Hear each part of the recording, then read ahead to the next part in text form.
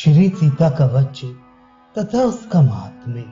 श्री रामदास जी कहते हैं, हे शिष्य, अब मैं सीता कवच बतलाता हूं, जिसे अगस्त जी ने सुतीक्ष्ण से कहा था।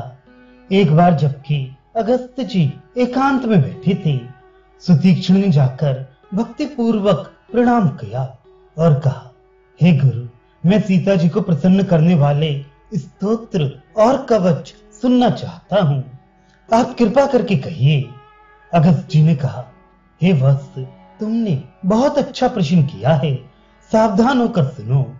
पहले मैं सीता जी का कवच सुनाता हूं।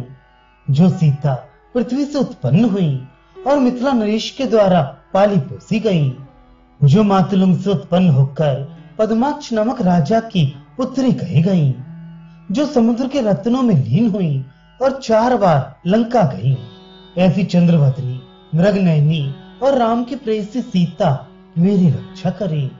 अब ध्यान बतलाते हैं।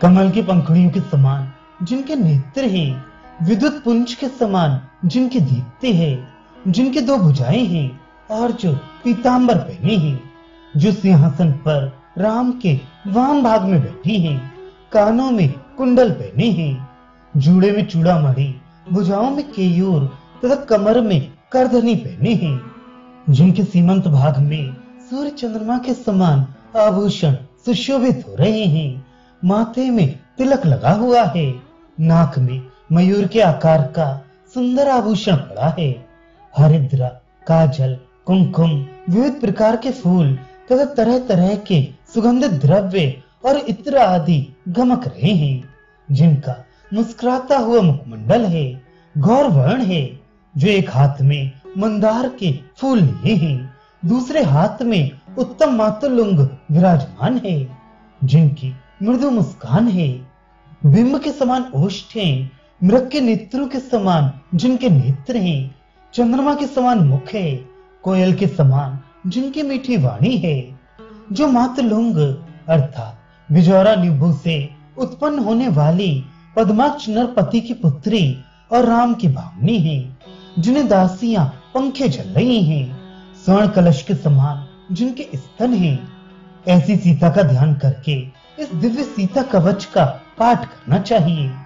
पूर्व की ओर सीता मेरी रक्षा करे, दक्षिण की तरफ जान की रक्षा करे, पश्चिम की वैदेही रक्षा करे, उत्तर की मैथिली रक्षा करे, निचले भाग की मातलुंगी, ऊपर पद्माक्षजा, मध्य भाग की अवनिविस्ता और चारों ओर रमा रक्षा करे।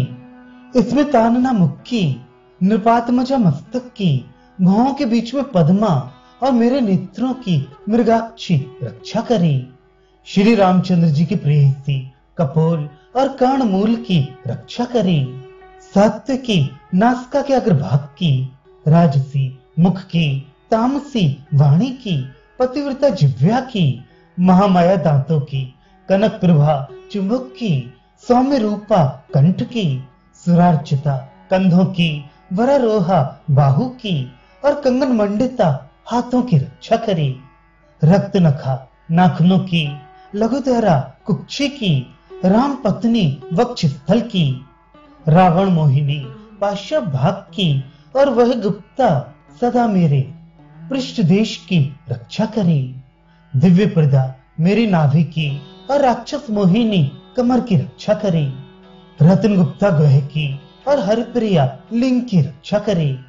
रंभोर मेरे दोनों घुटनों की और प्रिय भाषिणी जानु भाग की रक्षा करे।